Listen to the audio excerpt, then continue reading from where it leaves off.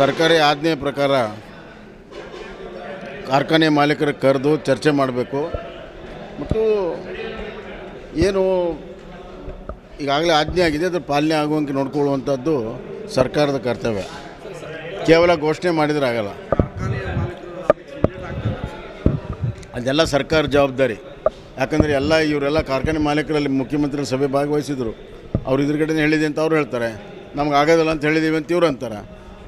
ಮುಖ್ಯಮಂತ್ರಿಗಳು ಸ್ಪಷ್ಟನೆ ಕೊಡಬೇಕು ಅದಕ್ಕೆ. ಅವ್ರು ಏನು ಹೇಳಿದ್ದಾರೆ, ಅವ್ರೇನು ಒಪ್ಕೊಂಡಿದ್ದಾರೆ, ಬರೀ ಹೇಳಿದ್ದಾರೋ ಒಪ್ಪಿಸಿದಾರೋ? ಇಡೀ ದೇಶದಲ್ಲಿ ಕಬ್ಬು ಆಯಾತ್ ನಿರ್ಯಾತನ ಮಾಡಿರ್ತಾರೆ. ಆದರೆ ಈ ರಾಜ್ಯದಲ್ಲಿ ಒಂದು ಕಾನೂನು ಇದೆಯಲ್ಲ, SAP ಕಾನೂನಿದೆ.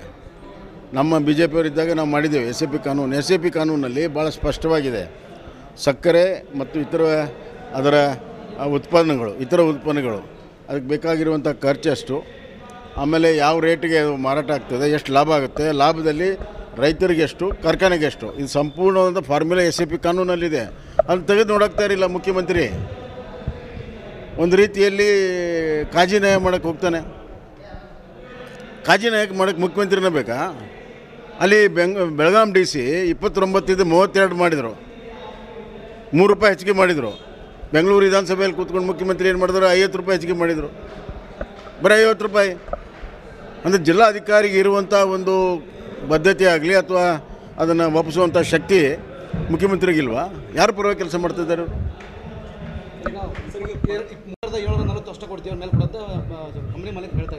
ಅದನ್ನು ಸರ್ಕಾರದ ಜವಾಬ್ದಾರಿ. ಈಗ ಅವರೇ ನಿಗದಿ ಮಾಡಿರೋ ರೇಟನ್ನು ಕೊಡಿಸುವಂಥ ಜವಾಬ್ದಾರಿ ಸರ್ಕಾರದ್ದು.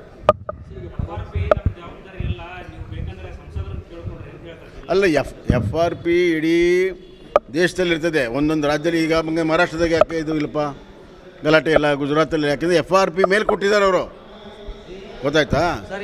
ಬೇರೆ ರಾಜ್ಯದಲ್ಲಿ ಯಾಕಿಲ್ಲ, ಇಲ್ಲಿ ಯಾಕಿದೆ? ಅದು ಇನ್ನೊಂದು ಕಾನೂನು, SAP ಕಾನೂನು ಯಾಕೆ ತೆಗೆದು ನೋಡ್ತಾ ಇಲ್ಲ?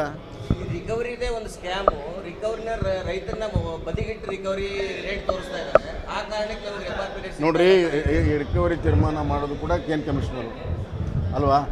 ಅಲ್ಲಿ ಸಂಸ್ಥೆ ಇದೆ, ನಿಜಲಿಂಗಪ್ಪ ಸಂಸ್ಥೆ ಇದೆ ಬೆಳಗಾಂನಲ್ಲಿ, ಅಲ್ಲಿ ಟೆಸ್ಟ್ ಮಾಡಿ ರಿಕವರಿ ಮಾಡ್ತಾರೆ. ಸೊ ಅದು ಸರ್ಕಾರನೇ ಮಾಡುವಂಥದ್ದು. ಅದನ್ನು ಪಾರದರ್ಶಕವಾಗಿ ಮಾಡಬೇಕು. ರಿಕವರಿ ಇದನ್ನು ಕೂಡ ಪಾರದರ್ಶಕವಾಗಿ ಮಾಡಬೇಕು. ತೂಕದಲ್ಲಿ ಅನ್ಯಾಗಿದೆ ಅಂತ ರೈತರು ಅವತ್ತಿಂದ ಹೇಳ್ತಾ ಇದ್ದಾರೆ, ಅದನ್ನು ಕೂಡ ಪಾರದರ್ಶಕವಾಗಿ ಮಾಡಬೇಕು. ಇದೆಲ್ಲ ರಾಜ್ಯ ಸರ್ಕಾರದ ಕರ್ತವ್ಯ.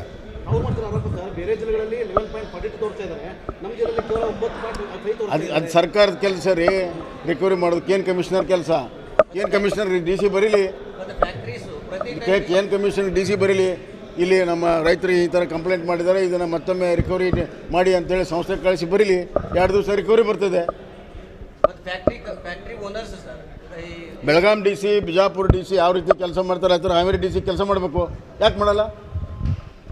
ಯಾಕೆ ಇವರು ರಾಜಕೀಯವಾಗಿ ಏನು ಯಾರು ಹೇಳೋರು ಕೇಳೋರು ಯಾರು? ಇವಾಗ ಫ್ಯಾಕ್ಟ್ರಿ ಓನರ್ಸ್ 8% ಪ್ರತಿ ಟನ್ಗೆ ಕಟ್ ಮಾಡ್ತಾರೆ, ಅದನ್ನು ಕೂಡ ಸರ್ಕಾರ ಯಾವುದು ಕ್ರಮ ತಗೊಂಡಿಲ್ಲ. ರೈತರು ಅದ್ರ ಬಗ್ಗೆ ಇವೆಲ್ಲವೂ ಕೂಡ ಸರ್ಕಾರ ನೋಡಿ, ಟೋಟಲ್ ಕೇನ್ ಕ್ರಷಿಂಗ್ನಿಂದ ಹಿಡಿದು ರೇಟ್ ಫಿಕ್ಸ್ ಮಾಡೋದರಿಂದ ಹಿಡಿದು ಎಲ್ಲವೂ ಕೂಡ ರಾಜ್ಯ ಸರ್ಕಾರದ ನಿಯಂತ್ರಣದಲ್ಲಿದೆ.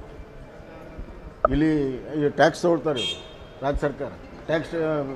ಶುಗರ್ ಕೇನ್ ಪ್ರೊಡಕ್ಷನ್ದ ಟ್ಯಾಕ್ಸ್ ಬರುತ್ತಲ್ವ, ಆ ಟ್ಯಾಕ್ಸ್ ಪ್ರಕಾರ ಅದ್ರ ಲಾಭ ಬರುತ್ತೆ, ಅದಕ್ಕೆ ನ್ಯಾಯ ಕೊಡಿಸ್ಬೇಕಲ್ಲ. ಆ ಕೆಲಸ ಸರ್ಕಾರದ್ದು ಮಾಡಲಿ. ICC ಉಗ್ರರ ಕೈಗಳಲ್ಲಿ ಮೊಬೈಲ್ ಇದೆ, ಈ ರೀತಿಯಾದಂಥ ನೋಡ್ರಿ, ನೀವು ಸರ್ಕಾರ ಹೆಂಗಿರುತ್ತೆ ಹಂಗೆ ಅಲ್ಲಿ ಒಳಗಡೆ ಎಲ್ಲ ನಡೀತಿದೆ, ಹೊರಗಡೆ ನಡೀತಿದೆ. ನೀವು SDPI PFI ಕೇಸ್ಗಳನ್ನು ವಿಡ್ರಾ ಮಾಡ್ತೀರಿ.